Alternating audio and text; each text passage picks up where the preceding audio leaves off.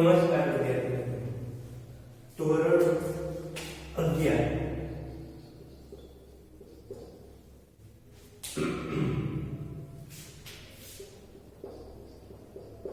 Chapter number 7 માં pass 12 ની અંદર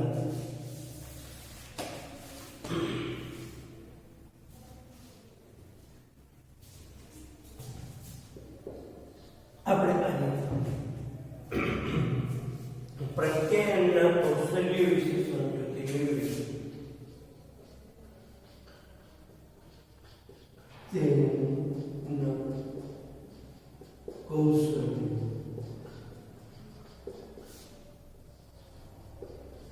જો અગાઉના લેક્ચરની અંદર આપણે પ્રત્યાયનની અંદર અવરોધ શા માટે આવે છે એના વિશે સમજૂતી મેળવી કે જેની અંદર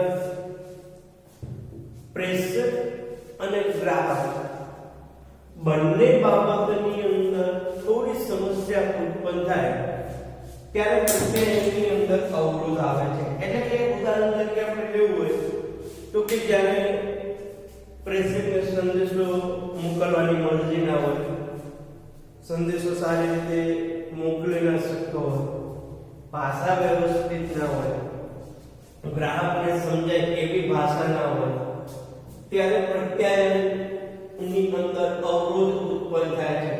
તો આજે આપણે પ્રત્યાયનના કૌશલ્યો વિશે માહિતી મેળવી. જો પ્રત્યાયનના કૌશલ્યો કોને કોને વિકસાવવાના હોય છે તો કે પ્રત્યાયન અંગેના કૌશલ્યો પ્રેશર અને ગ્રાહક બંને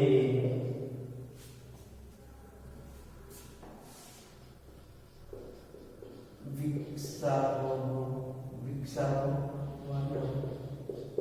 હોય છે. એટલે કે પ્રત્યાયન એક સફળ બનાવવું હોય તો એક પ્રેશર અને ગ્રાહક બંનેની અંદર અમુક પ્રકારના કૌશલ્યનો વિકાસ થવો જોઈએ. એની અંદર પહેલું કૌશલ્ય વાત કરીએ તો કે દરેક પ્રત્યાયનને પોતાનો હેતુ હોવો જોઈએ. શું? કે દરેક પ્રત્યાયનને પોતાનો હેતુ હોવો જોઈએ.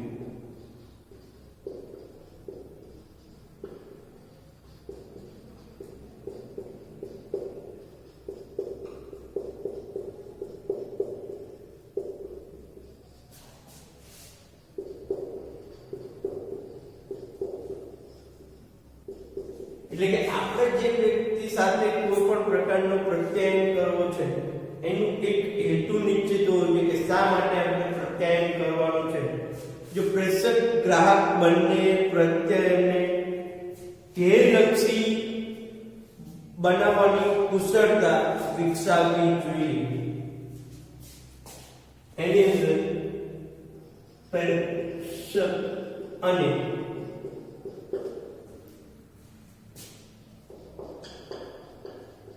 ગ્રાહક પ્રત્યાયનને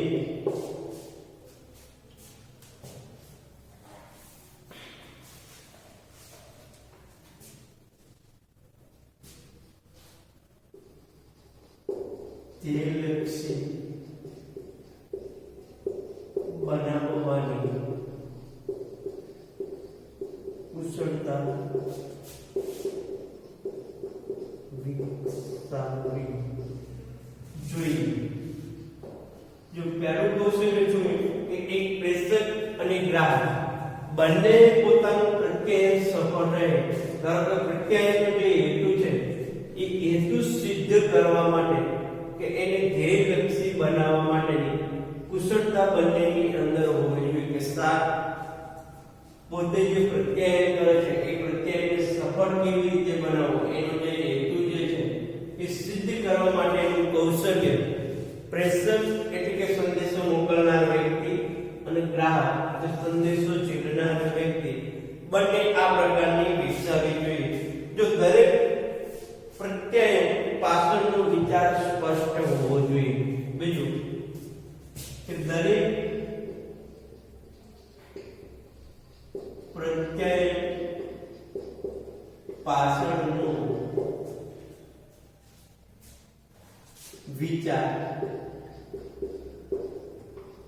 સ્પષ્ટ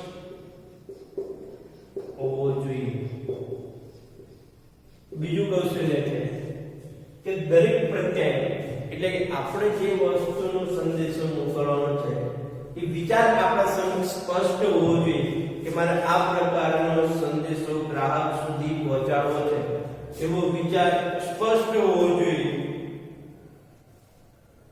મનમાં ગૂંચવણ હોય ત્યારે પ્રત્યય એક કે તમે જે સંદેશો મોકલવાનો છે એનો વિચાર સ્પષ્ટ ન હોય, એટલે કે મનની અંદર જ ગૂંચવણ હોય કે મારે સામેના વ્યક્તિને કયો સંદેશો મોકલાવો છે, તો પ્રત્યય સફળ થતું નથી. એટલે કે એનો વિચાર એકદમ સ્પષ્ટ હોવો જોઈએ. એ પ્રકારનું કૌશલ્ય પોતાની અંદર હોવું જોઈએ કે મારે જે સંદેશો મોકલવો છે એ એકદમ નિશ્ચિત કરીને આ સંદેશો ગ્રાહક સુધી મારે પહોંચાડવો છે. ત્રીજું, પ્રત્યયની પદ્ધતિ અને માધ્યમ પ્રેષક અને ગ્રાહક બંનેને અનુકૂળ પસંદ કરવા જોઈએ.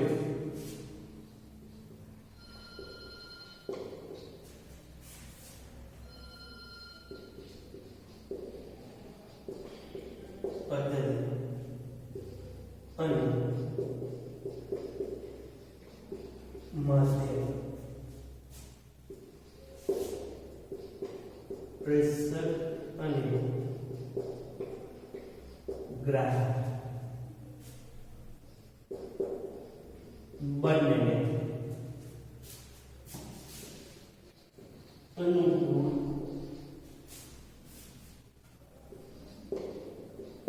પસંદ કરવા જોઈએ. જો ત્રીજું કૌશલ્ય કયું છે કે પ્રત્યયની પદ્ધતિ, કે આપણે જે સંદેશો મોકલવો છે એ કઈ પદ્ધતિથી મોકલવો, એનું માધ્યમ, એની ભાષા, પ્રેષક અને ગ્રાહક બંનેને અનુકૂળ પસંદ કરવી. આપણે જોઈ લેવું કે આપણે જે પ્રત્યય માટેની પદ્ધતિ પસંદ કરી એ પ્રેષક અને ગ્રાહકને અનુકૂળ છે કે નહીં, કે આપણે જે પદ્ધતિથી પ્રત્યય કરીએ છીએ એ બંનેને સમજાય છે કે નહીં, ભાષા, માધ્યમ એ સરખું છે કે નહીં. જો આ પ્રકારની કુશળતા તમારી અંદર હોય, કૌશલ્ય કે એની પદ્ધતિ નિશ્ચિત કરવી કે આ પદ્ધતિથી ગ્રાહકને સમજાશે કે આ જ માધ્યમથી ગ્રાહકને સમજાશે, તો પ્રત્યયની સફળતા. એટલે કે ચોથું કૌશલ્ય શું છે? ત્રીજું કૌશલ્ય કે જે તે પ્રત્યય કરવાનું છે એની પદ્ધતિ અને એનું માધ્યમ, પ્રેષક અને ગ્રાહક આ બંનેને અનુકૂળ આવશે તો પ્રત્યય એકદમ સફળ થશે. ચોથું કે એક કરતા વધારે માધ્યમો એક સાથે ઉપયોગ કરીને પ્રત્યયને વધારે અસરકારક બનાવવું જોઈએ.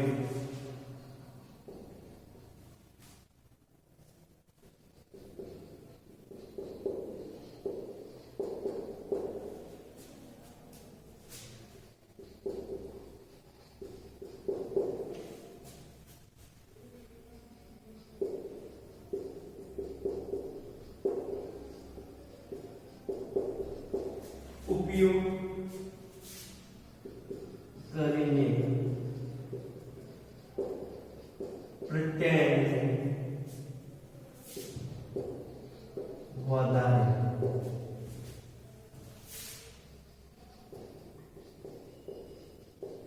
અસરકારક બનાવવું જોઈએ. જો શું કરવાનું ચોથા કૌશલ્યની અંદર કે જ્યારે પ્રત્યય કરવામાં આવે એમાં એક કરતા વધારે માધ્યમ, એટલે કે એક કરતા વધારે ભાષાનો ઉપયોગ કરી પ્રત્યયને અસરકારક બનાવી શકાય છે. કે પ્રત્યયને અસરકારક બનાવી શકાય છે કે જ્યારે આપણે કોઈ પણ સંદેશો એક ગ્રાહક સુધી પહોંચાડીએ છીએ ત્યારે એની અંદર એક કરતા વધારે માધ્યમો હોય તો ગ્રાહકોને એની અંદર રસ પડે, એટલે ગ્રાહકોને રસ ઉત્પન્ન થાય. એ માટે પ્રત્યય એક કરતા વધારે માધ્યમની અંદર રજૂ કરવું. જો સંદેશો જીવનારના લક્ષણોને ધ્યાનમાં રાખીને યોગ્ય માધ્યમ પસંદ કરવાની કુશળતા વિકસાવવી જોઈએ. શું કરવું જોઈએ? તો કે સંદેશોનું છઠ્ઠું સંદેશાનો વિષય ચિલના સંદેશાનો વિષય અને ચિલના ના લક્ષણોને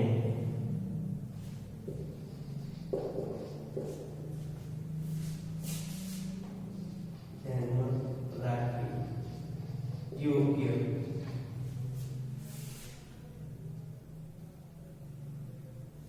માધ્યમ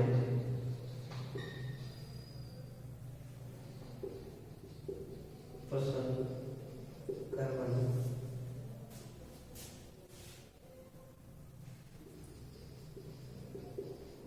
કુશળતા વિકસાવવી જોઈએ. શું કરવું જોઈએ? એક તો કે એક કરતા વધારે માધ્યમનો ઉપયોગ કરવો. કેવા માધ્યમનો? તો ધારો કે આપણે એક સંદેશાનો વિષય શું છે એ પહેલા સમજી લેવું અને સામે જેલનાર વ્યક્તિના લક્ષણો કેવા છે, એટલે કે આપણે જે અલગ માધ્યમથી સંદેશો પહોંચાડીશું તો એને એ પ્રત્યાયન સફળ થશે કે નહીં એ માટેના લક્ષણો નિશ્ચિત કરે જે યોગ્ય પ્રકારે માધ્યમનો ઉપયોગ કરવો અને એક કરતા વધારે માધ્યમો રાખવા. પાંચમું, પ્રત્યાયનની રજૂઆત કંટાળાજનક ના હોવી જોઈએ. શું? પ્રત્યાયનની રજૂઆત કંટાળાજનક ના હોવી જોઈએ. એટલે કે એક બાળકનું કૌશલ્ય એ છે કે જ્યારે કોઈ પણ વ્યક્તિ સામે પ્રત્યાયન કરવામાં આવે ત્યારે પ્રત્યાયન એ કંટાળાજનક ના હોવું જોઈએ. એટલે કે સામેના વ્યક્તિને એની અંદર કંટાળો ઉત્પન્ન ના થાય, તો એવું લાગે કે પ્રત્યાયનથી એવો કંટાળો ઉત્પન્ન થશે તો પ્રત્યાયન થોડા સમય મોકૂફ રાખી એની સમય વ્યવસ્થિત રીતે વર્તન કરી આગળ વધારવું જોઈએ. એટલે ખાસ એક કૌશલ્ય વિકસાવવું જોઈએ કે પ્રત્યાયનની જે રજૂઆત છે એ પ્રેક્ષક અને ગ્રાહક વચ્ચે કંટાળો ઉત્પન્ન ના કરે. એટલે કે પ્રેષક સંદેશો બને એટલો રસપ્રદ બનાવવો જોઈએ. શું કરવું જોઈએ?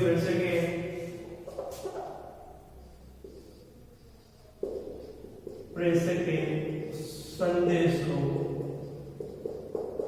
બને તેટલો રસપ્રદ બનાવવો જોઈએ. શા માટે પ્રેષકે સંદેશો બને એટલો રસપ્રદ બનાવવો જોઈએ?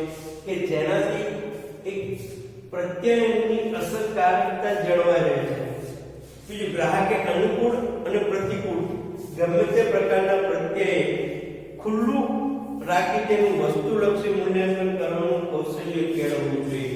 બીજું શું કે ગ્રાહકે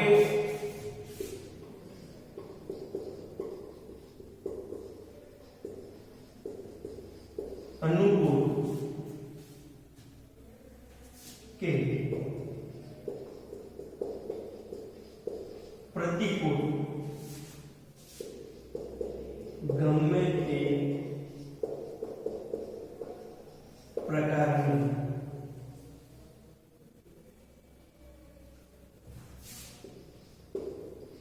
પ્રત્યાયન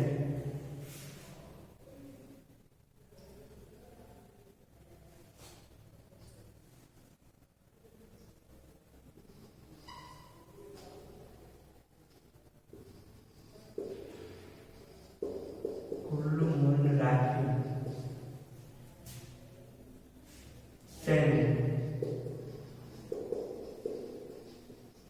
વસ્તુલક્ષી મૂલ્ય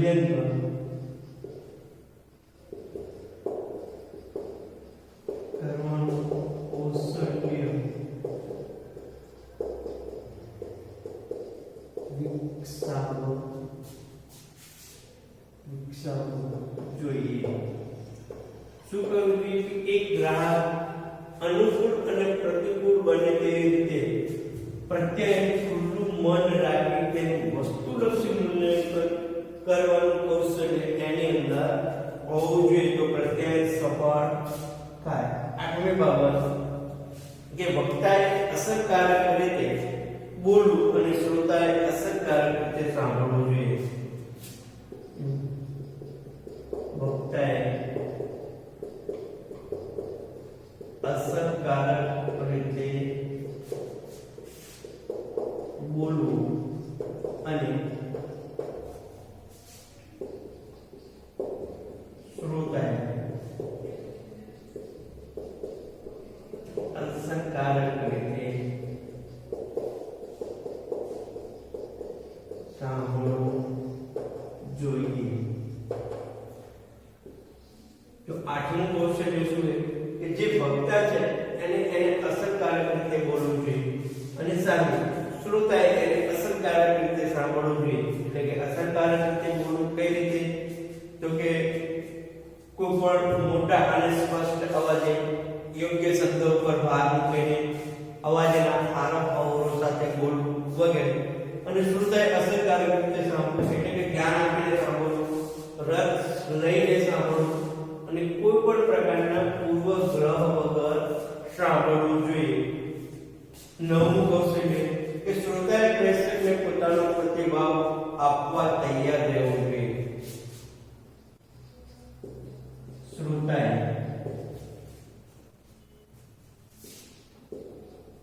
પ્રેક્ષકને પોતાના પ્રતિભાવ આપવા